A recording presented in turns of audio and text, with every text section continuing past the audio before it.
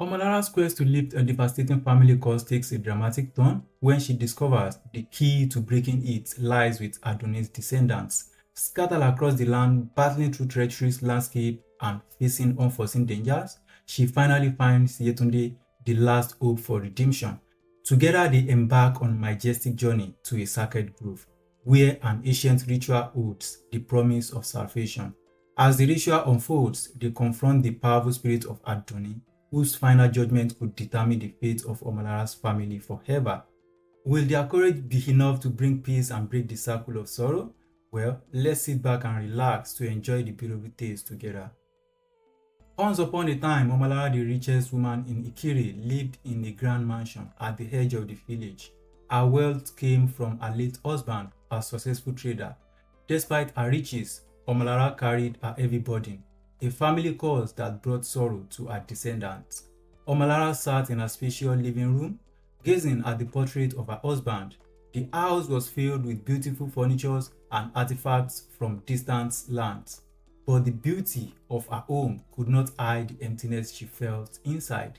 The curse had already taken her two sons, leaving her with her daughter, Aina. One evening, as the sun set behind the hills, Omolara heard a knock on the door. It was Baba Ifa, the village elder and a wise man known for his knowledge of supernatural. He had come to offer his help in breaking the curse. Baba Ifa, please come in, Omolara said, her voice trembling. I need your wisdom.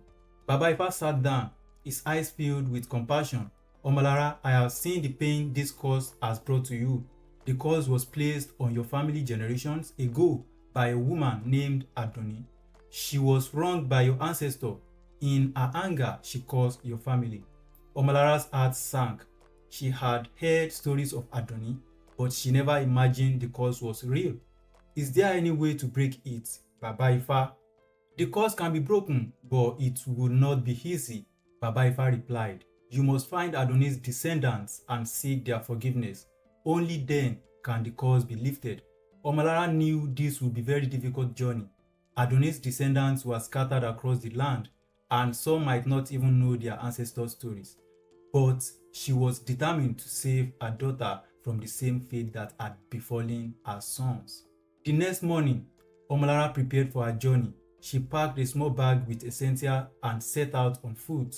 She knew she would have to visit different villages, speak to many people, and face unknown dangers. But her love for Aina gave her the strength to continue. As Omolara walked through the village, she felt the weight of the curse on her shoulders. She knew that time was running out. If she didn't succeed, Aina would be the next victim.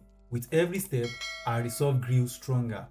Her first destination was the village of Eko. It was a long journey, and Omolara had to travel through dense forests and cross rivers. She encountered wild animals and faced harsh weather, but she never wavered.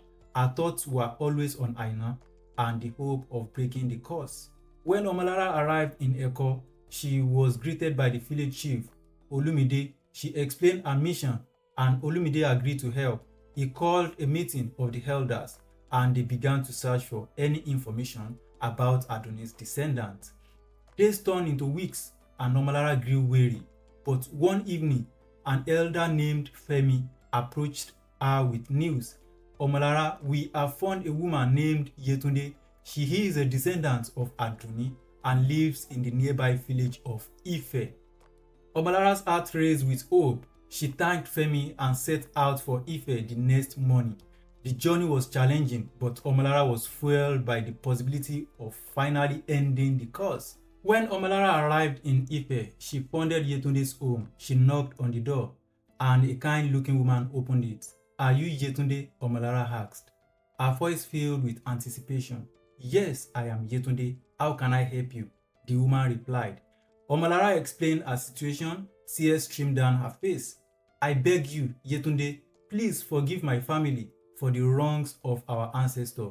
We are cursed, and I fear for my daughter, Aina. Yetunde listened carefully. Her expression softened. Omolara, I understand your pain. My family has also suffered because of the curse. I will help you, but it will require a ritual. We must travel to the sacred grove where Adoni is buried and perform the ritual there. Omolara nodded, grateful for Yetunde's willingness to help. They prepared for the journey to the sacred grove, knowing that the fate of their families depended on their success. As they traveled, Omolara and Yetunde grew close, sharing stories of their lives and the hardship they had faced. They became friends, united by their common goal. The journey was long and difficult, but their determination never wavered. When they finally reached the sacred grove, Omolara felt a sense of awe and fear. The grove was a mystical place filled with ancient trees and the spirits of their ancestors. Yetunde began the ritual, chanting prayer and making offering to the spirits. Omolara joined in her heart, filled with hope and desperation. She prayed for forgiveness and for the cause to be lifted. The air grew thick with energy, and Omolara felt a presence around them. Suddenly, a bright light enveloped the grove, and a figure appeared before them. It was Adoni, her face kind but stern. Omolara, Yetunde, your prayers have been heard. The cause shall be lifted. But remember, it is the action of our hearts that shaped our destinies. Live with kindness and justice, and your families will be blessed.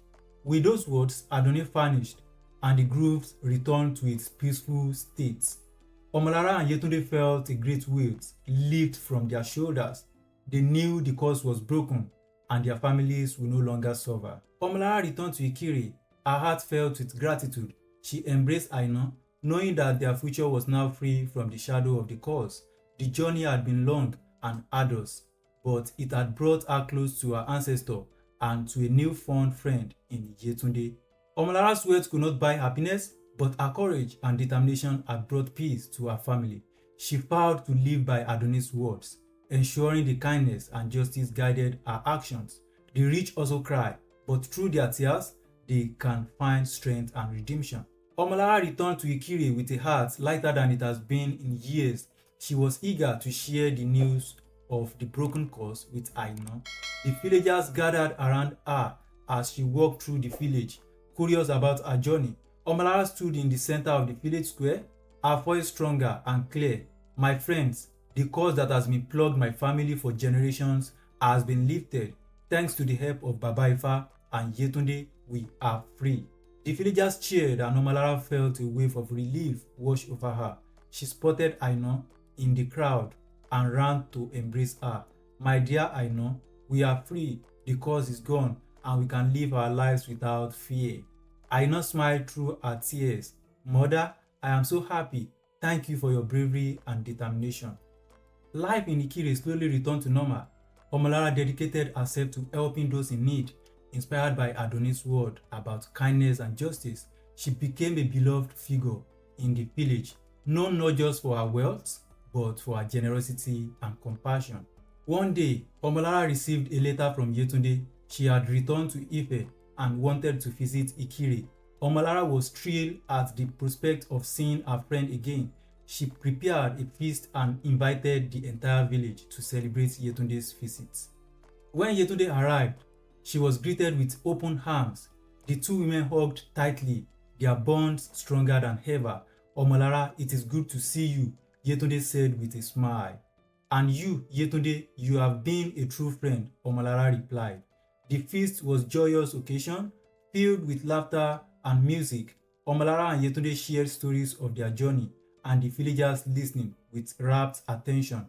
It was a night of celebration and unity, a reminder of the power of a friendship and perseverance. As the night drew to a close, Yetunde pulled Omolara aside. Omolara, there is something I must tell you.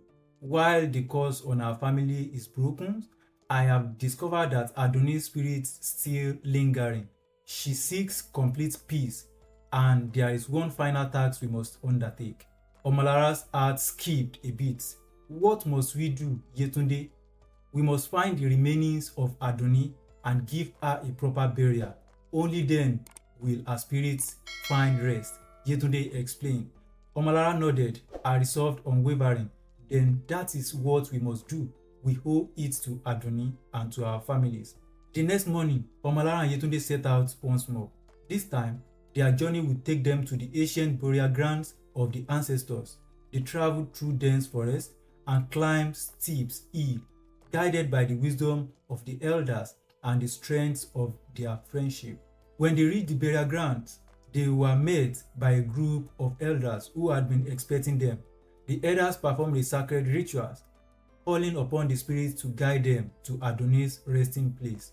The air grew heavy with the presence of the ancestors, and Omolara felt a deep sense of reverence. The elders led Omolara and Yetunde to a secluded spot marked by an ancient tree. This is where Adonis' remains lies. One of the elders said, "We must perform the burial rites to ensure our spirit finds peace." Omolara and Yetunde knelt by the tree, their hearts filled with solemn determination. They performed the burial rites with care and respect, honoring Adonis' memory and seeking her forgiveness. As they completed the ritual, a soft light enveloped the area, and Omolara felt a sense of calm wash over her. Adonis' spirit appeared before them once more, her face saying, "Thank you, Omolara and Yetunde. You have shown great courage and compassion. My spirit is now at peace, and your families will be blessed."